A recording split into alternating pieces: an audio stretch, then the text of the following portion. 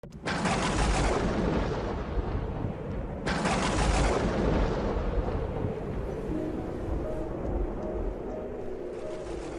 ce temps-là, parmi les disciples, le Seigneur en désigna encore 72, et il les envoya deux par deux en avant de lui. En toute ville et localité où lui-même allait se rendre, il leur dit, « La moisson est abondante, mais les ouvriers sont peu nombreux. Priez donc le maître de la moisson d'envoyer des ouvriers pour sa moisson. Allez, voici que je vous envoie comme des agneaux au milieu des loups. Ne portez ni bourse, ni sac, ni sandales, et ne saluez personne en chemin. Mais dans toute maison où vous entrerez, dites d'abord, paix à cette maison. S'il y a là un ami de la paix, votre paix ira reposer sur lui, sinon elle reviendra sur vous. Restez dans cette maison, mangeant et buvant ce que l'on vous sert, car l'ouvrier mérite son salaire. Ne passez pas de maison en maison. Dans toute ville où vous entrerez et où vous serez accueillis, mangez ce qui vous sera présenté. Guérissez les malades qui s'y trouvent et dites-leur, le règne de Dieu s'est approché de vous. Acclamons la parole de Dieu. Aujourd'hui, l'Église célèbre la fête de Saint Luc. Je viens de lire un fragment de l'Évangile qu'il a écrit. Saint Luc n'était pas un apôtre, c'est-à-dire qu'il n'était pas du groupe des 12, mais il était médecin et compagnon, ami fidèle de Saint Paul, qui parle de lui dans ses lettres. Et Saint Luc a entendu non seulement de Saint Paul, mais aussi des apôtres et de la Sainte Vierge, ces choses que le Seigneur avait prêchées et enseignées et vécues, et aussi ces choses qui se passaient dans la communauté chrétienne naissante. Il écrit certains dans l'Évangile et d'autres dans le livre des Actes des Apôtres. Mais je veux me concentrer sur un fragment de ce que j'ai lu aujourd'hui. De cet Évangile, il raconte comment, à un moment donné, le Seigneur envoie les disciples, pas seulement les apôtres, aux 72, un groupe d'hommes qui l'ont suivi pour lui préparer le chemin. Le Seigneur a nommé les 72 et les a envoyés devant lui, deux par deux, par sa présence donc au milieu d'eux. Dans toute ville et lieu où il projetait d'aller, il leur a dit, la moisson est abondante, les ouvriers sont peu nombreux. Priez le maître de la moisson d'envoyer des ouvriers à sa moisson. Passez votre chemin. Plus de choses aussi, je vous envoie comme des brebis au milieu des loups. C'étaient des laïcs. Ce n'étaient pas des apôtres. Peut-être que l'un d'eux est devenu plus tard prêtre, évêque, on ne sait pas. À cette époque, ils étaient laïcs, sûrement mariés ou hommes célibataires, mais à vocation de mariage. Ils étaient laïcs et il les envoie deux par deux, il les envoie lui préparer le chemin. C'était le pasteur, mais il devait préparer le chemin.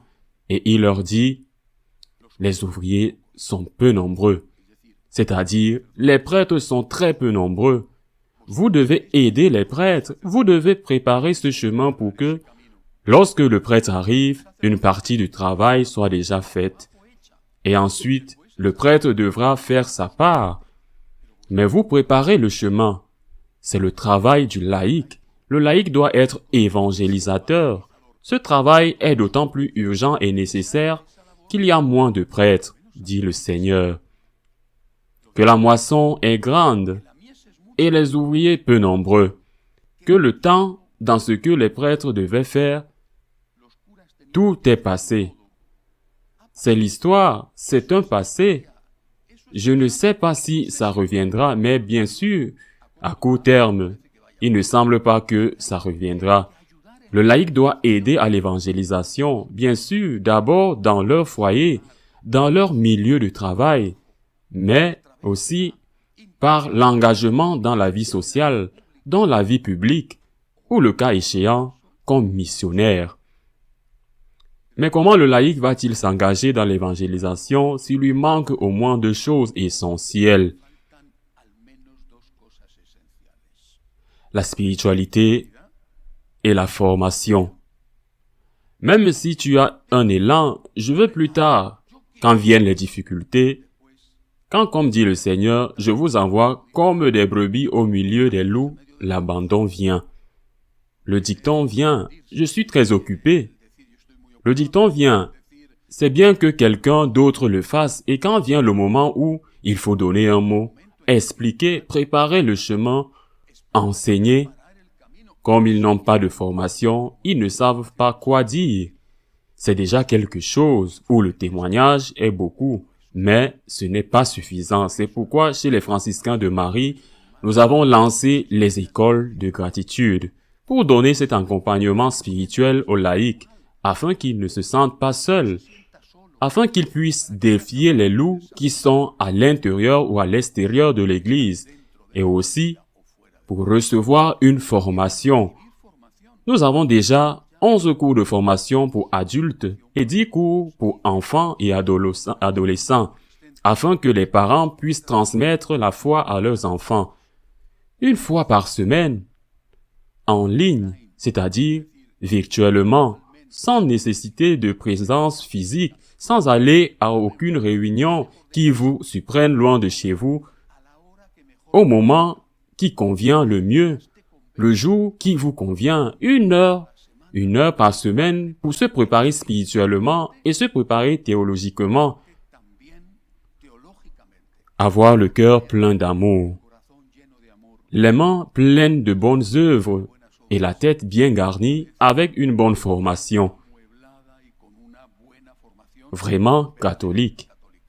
Ce chemin de spiritualité, qu'est celui de la famille de gratitude, nous le réalisons dans les écoles de gratitude.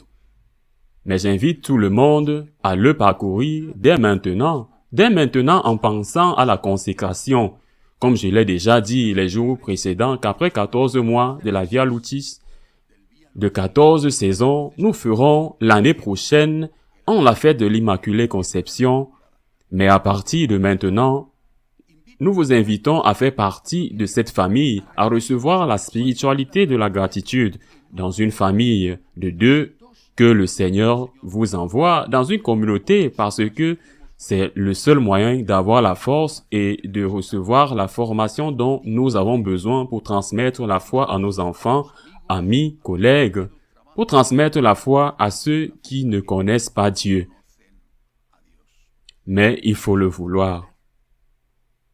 Non, il n'y a plus à vouloir. Combien d'excuses? Est-ce que je n'ai pas le temps? C'est que je suis très occupé, et si un jour il n'y a pas de remède, ou il n'y aurait-il pas un prêtre, un pour une vaste région, qui n'aurait guère le temps d'aller une fois par mois visiter une communauté, et ce jour de confession, ce jour de célébration de la messe, laissant les formes consacrées, que se passerait-il s'il n'y avait pas de laïcs préparés? Des laïcs fervents qui gardent la foi vivante dans cette communauté.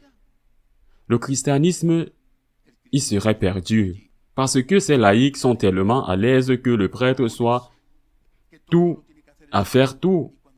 Et quand il n'y a pas de prêtre, alors il n'y a rien. Le Seigneur nous demande de donner un pas en avant dans ce moment de très grave crise de l'Église et de très grave crise de vocation. Ils sont comme des brebis sans pasteur. Il nous faut des prêtres, il nous faut des vocations, mais nous avons aussi besoin de laïcs qui disent au Seigneur que je suis ici. Compte sur moi, 1 heure par semaine, ce qui n'est pas demander la lune, 1 heure par semaine pour me préparer spirituellement, pour me préparer doctrinalement, pour pouvoir servir d'évangélisateur. Si Dieu le veut, cet appel ne tombe pas dans l'oreille d'un sourd, car le moment venu, le Seigneur nous en demandera aussi des comptes. Ainsi soit-il.